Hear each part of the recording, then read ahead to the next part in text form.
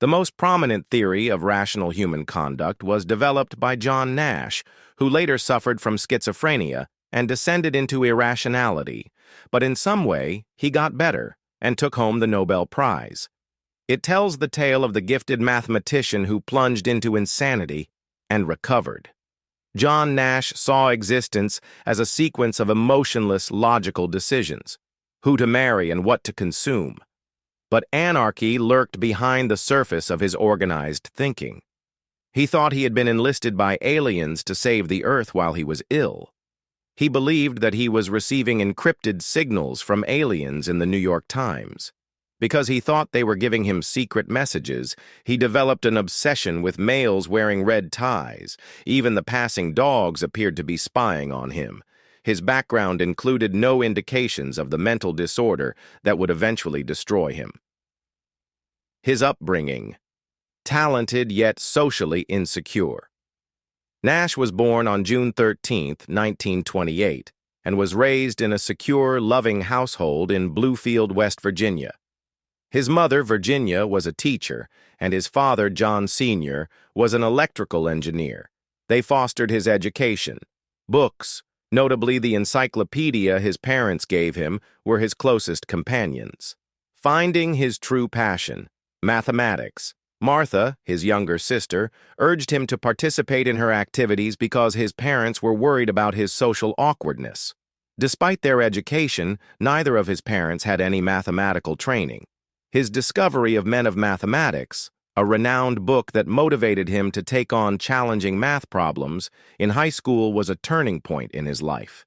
He planned to study like his father, even though he fell in love with arithmetic.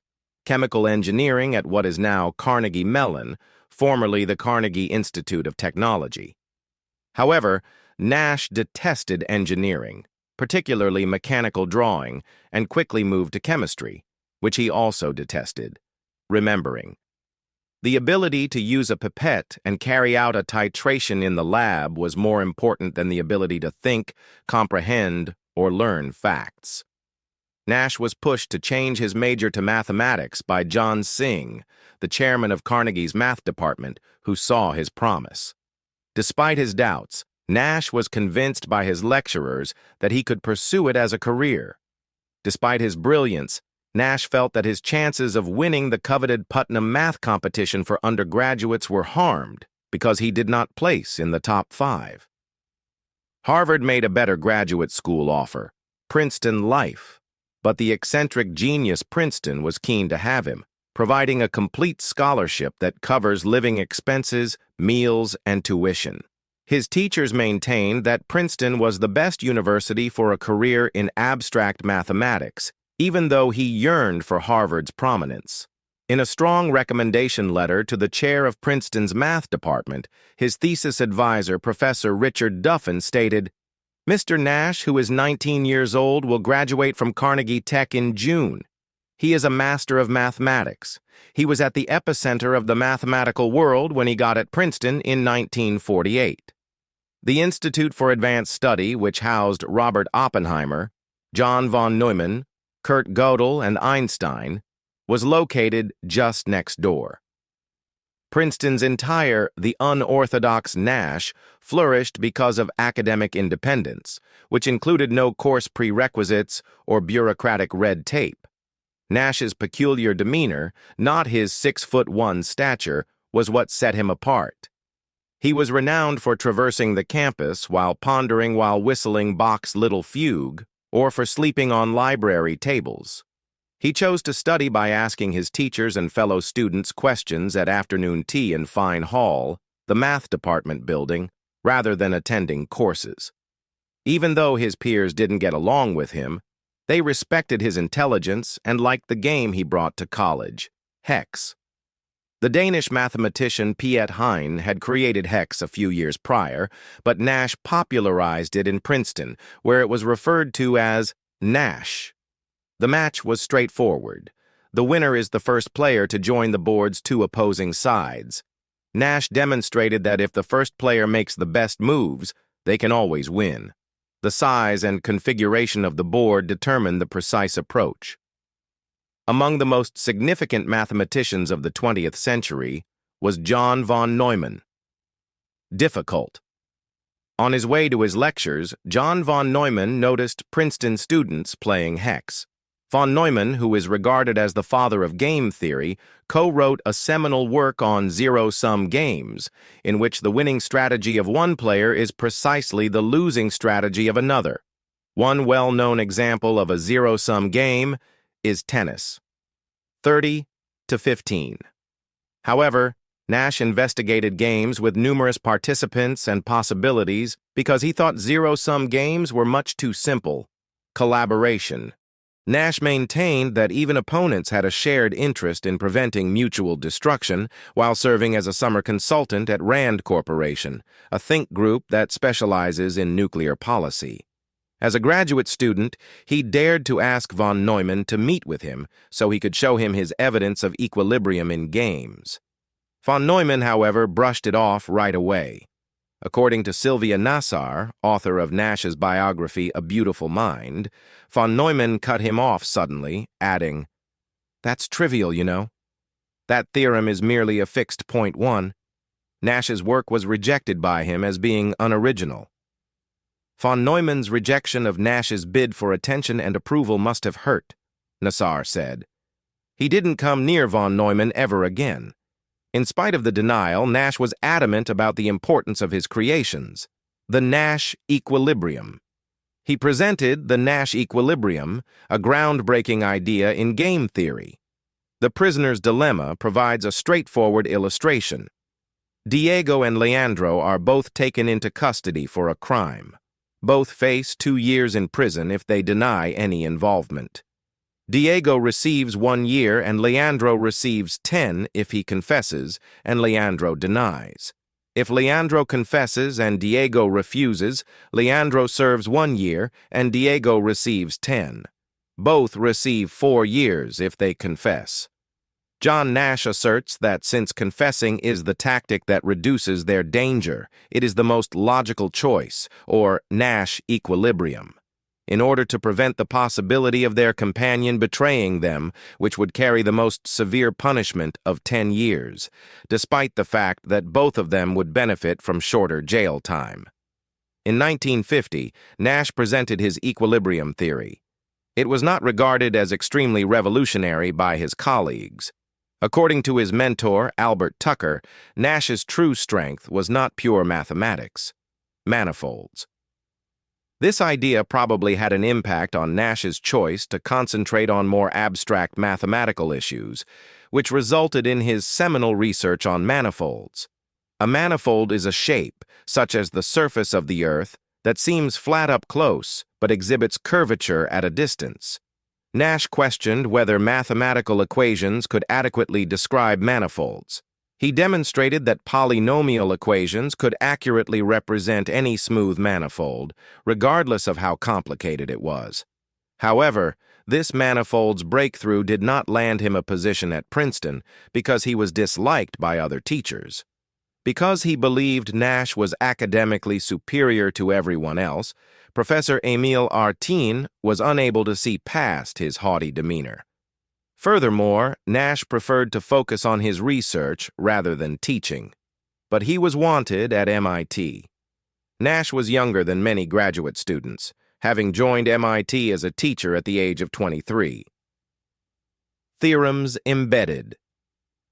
He produced his most significant mathematical contribution while he was at MIT. Nash discovered that there was still no solution to the problem of embedding any Riemannian manifold into Euclidean space during a discussion at MIT. The task was too good to refuse. Similar to how the Earth seems flat when you stand on it, even though it is a curved surface, a Riemannian manifold is a curved surface that appears flat when examined up close. Sphere. When you zoom in on this example, the blue area on the tube appears as a flat, round disk. Near the edge, the yellow half-circle turns into a flat half-disk. Upon closer inspection, the boundary's green curve flattens into a straight line. Every weekday and weekend, Nash labored from 10 p.m. to 3 a.m. in his office, taking on the difficult task of integrating curved surfaces, no matter how intricate, into flat Euclidean space. Ultimately, he was successful. Nash demonstrated that any smooth Riemannian manifold can be easily incorporated into Euclidean space while maintaining its geometrical characteristics, such as angles and distances.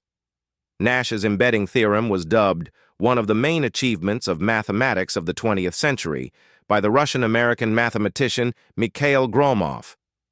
However, despite all his achievement, his private life was in disarray. Eleanor Steer, a nurse he was secretly dating and became pregnant with, was not someone he intended to marry. Difficult personal life and provided their kid, John David, with no financial assistance. For a while, Eleanor had to put the infant in foster care. Nash reportedly had an affair with Jack Bricker, a graduate student at MIT, and had emotionally charged connections with males. Although Nash denied being gay, her buddy remembers the two being overtly affectionate, according to Sylvia Nasser's biography. After he was arrested at a public restroom near Santa Monica Beach for trying to pick up an undercover police officer, something he denied, Rand Corporation sacked him as a consultant. At the time, gay persons were viewed as security threats during the Cold War because they might be blackmailed. When he met Alicia Lard, one of the few women who studied physics at MIT, his relationship with Jack came to an end.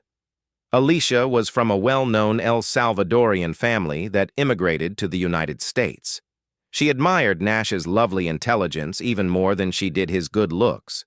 Both her intelligence and the fact that she was pursuing him were admirable to Nash.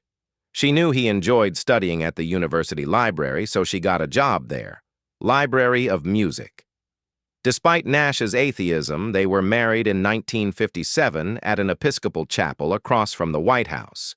Alicia's devotion, love, and fortitude would soon be put to the test in Nash's The Darkest Moment. Decline toward insanity. In 1959, while Alicia was pregnant, Nash's mental instability first became apparent. He worked on inconsistencies in quantum theory, the study of atomic and subatomic particles, for a year at the Institute for Advanced Study, while on sabbatical from MIT.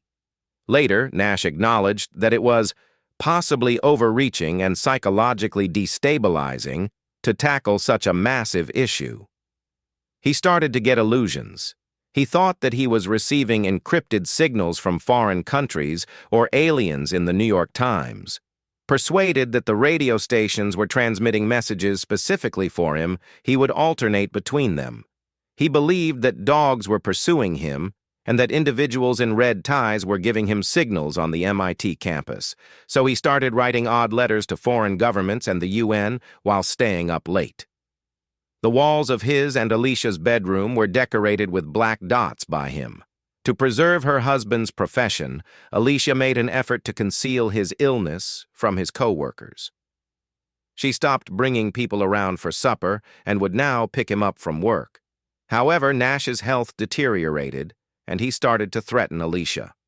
Alicia was forced to put him to a private mental health facility in Massachusetts, where he was given a paranoid schizophrenia diagnosis. After a few weeks, Nash seemed to get better, and he was released a week after their baby, John Charles, was born.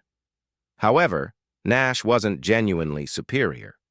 Escaping to Europe, he immediately left his job at MIT and took a plane to France after being asked to give a talk at the Paris-based Collège de France. Motivated by his fantasies of creating a global government, he and Alicia relocated there and left their child in Alicia's mother's care. Nash made the decision while in Europe to give up his American citizenship in order to become a citizen of the world. However, an official at the U.S. consulate in Luxembourg denied his plea to surrender his passport, believing him to be mad. Then in Switzerland, the UN's European headquarters, he wanted to apply for refugee status. However, he was also not taken seriously by any of the officials there. He smashed his passport in frustration. In the end, Alicia received a new passport from Swiss authorities that named Nash as her reliant in order to go back to Paris, go back to America. Nash was escorted to Orly Airport by police upon his return to the French city, returning him to the United States at the U.S. State Department's request. Nash might benefit from being around other mathematicians, according to Alicia.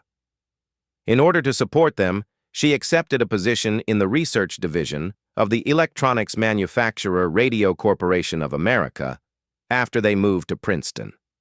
However, Nash did not improve. Probably influenced by Princeton's Nassau Street, he walked barefoot into eateries, called himself Johann von Nassau, and carried a notebook marked Absolute Zero. Because she could no longer afford private care, Alicia had him committed once more, this time to a New Jersey state institution. Nash was treated with insulin coma, a contentious procedure. Nash acknowledged that his stay at the state psychiatric hospital had improved him, even though he later attributed his memory problems to this therapy. However, Nash believed that recuperation had a price. One aspect of this is that a person's concept of his relation to the cosmos is limited by the rationality of thought, he reflected. In 1962, Nash published an article on fluid dynamics in a French mathematical journal, marking a temporary comeback to study. However, his mental state declined once more. Exhausted both physically and mentally, Alicia took the painful choice to file for divorce from Nash. She hoped that giving him freedom would aid in his recovery because she felt he was angry at her for putting him in institutions. Their son was granted to her full custody. Nash spent more money. He spent time in facilities for antipsychotic medication treatment. After being admitted to the hospital, he went back to Princeton University, where he was frequently seen.